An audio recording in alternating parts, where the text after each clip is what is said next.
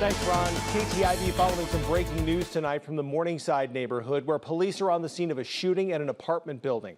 The call came in shortly before 8:30 tonight from the Whittier apartments at 4th Avenue and South Cedar Streets.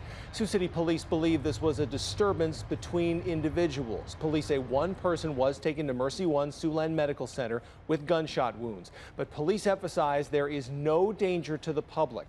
Investigators say they have people they have to talk to.